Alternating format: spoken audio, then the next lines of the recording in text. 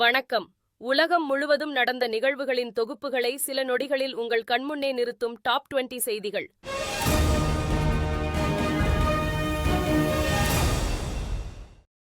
சென்னை சோழிங்கநல்லூர் தொகுதிக்கு உட்பட்ட எழில் நகரில் மறுசீரமைக்கப்பட்ட மழலையர் பள்ளிகளை ஆய்வு செய்த முதலமைச்சர் பின்பு செய்தியாளர்களை சந்தித்து பேசினார்.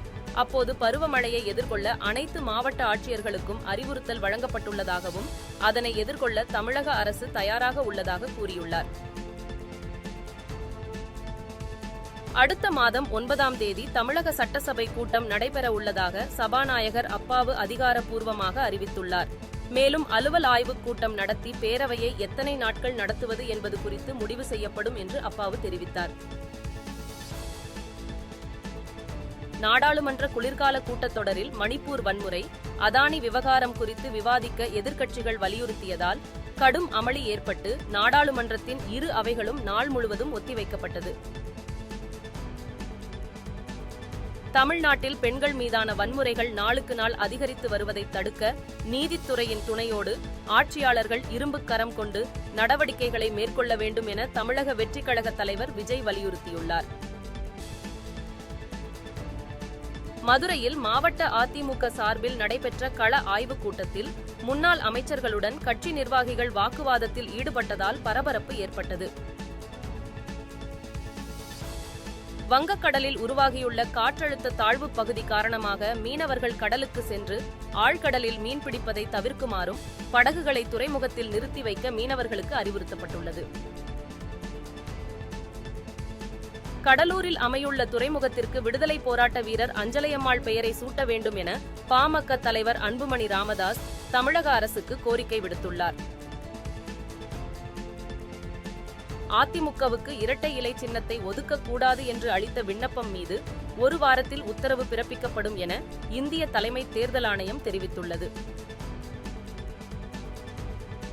உத்தரப்பிரதேச மாநிலத்தில் மசூதி ஆய்வால் ஏற்பட்ட மோதலையடுத்து 24 மணி நேரம் இணையச் சேவைகள் தடை செய்யப்பட்ட நிலையில் 12ஆம் வகுப்பு வரையிலான மாணவர்களுக்கு அம்மாவட்ட நிர்வாகம் இன்று விடுமுறை அறிவித்துள்ளது.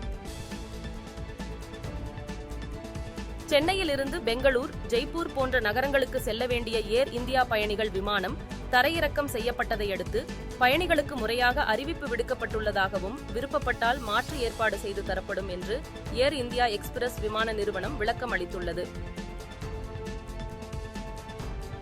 சென்னையில் ஆபரண தங்கத்தின் விலை 800 ரூபாய் குறைந்து ஒரு சவரன் 57,600 ரூபாய்க்கு விற்பனை செய்யப்படுகிறது.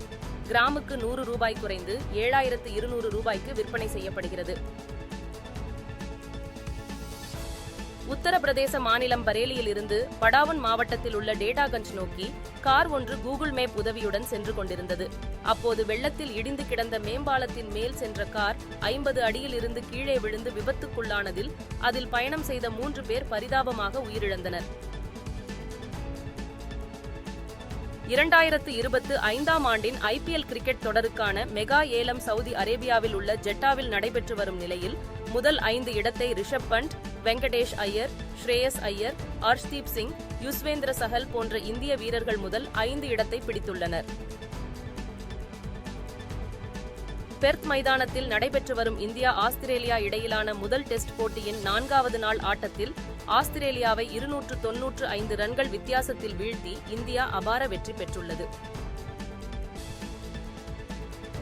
ரஷ்யாவின் ரிசார்ட் நகரமான சோச்சியில் இருந்து துருக்கியின் அந்தாலியா விமான நிலையத்திற்கு அஜிமுத் ஏர்லைன்ஸின் பயணிகள் விமானம் தரையிறங்கிய போது விமானத்தின் என்ஜின் திடீரென தீப்பிடித்து அதில் பயணம் மேற்கொண்ட பயணிகள் வெளியேற்றப்பட்டதால் அசம்பாவிதங்கள் தவிர்க்கப்பட்டது. சோமாலியாவை சேர்ந்த 70 பேர் 2 படகுகளில் ஐரோப்பிய நாடுகளுக்கு பயணம் மேற்கொண்ட போது எதிர்பாராத விதமாக 2 படகுகள் விபத்துக்குள்ளானதில் 24 பேர் பரிதாபமாக உயிரிழந்தனர். மேலும் விபத்தில் சிக்கிய 46 பேர் உயிருடன் மீட்கப்பட்டனர். சீனாவின் ஜியாங்சு மாகாணத்தில் உள்ள டாய்க்சிங் நகரில் இயங்கி வரும் கெமிக்கல் நிறுவனத்தில் ஜாங் என்ற நபர் வேலை நேரத்தில் உடல் அசதியில் 1 மணி நேரம் தூங்கியதால் அந்த நிறுவனம் அவரை பணி நீக்கம் செய்துள்ளது. வடக்கு திரிபுராவில் திடீரென நிலநடுக்கம் ஏற்பட்டதால் அப்பகுதியில் பரபரப்பு ஏற்பட்டது. இது ரிக்டர் அளவில் 3.6 பதிவாகியுள்ளது. இஸ்ரேல் தலைநகர் டெல் அவிவ் மற்றும் சுற்றுவட்டார பகுதிகள் மீது ஹிஸ்புல்லா 250க்கும் மேற்பட்ட ராக்கெட்டுகளை வீசி தாக்குதல் நடத்தியதில் 7 பேர் காயமடைந்துள்ளதாக அதிகாரிகள் தெரிவித்துள்ளனர். வட அமெரிக்கா நாடான மெக்சிகோவின் தபஸ்கோ மாகாணம் வில்லா ஹெர்மோசா என்ற பகுதியில் மதுபான விடுதிக்குள் நுழைந்த மர்ம நபர் திடீரென துப்பாக்கிச்சூடு நடத்தியதில் 6 பேர் பரிதாபமாக உயிரிழந்தனர். மேலும் 5 பேர் காயமடைந்தனர். இத்துடன் டாப் 20 செய்திகள் நிறைவு பெறுகிறது. உலகில் நடக்கும் நிகழ்வுகளை துல்லியமாக தெரிந்து கொள்ள பாருங்கள் AI இன் டாப் 20 செய்திகள்.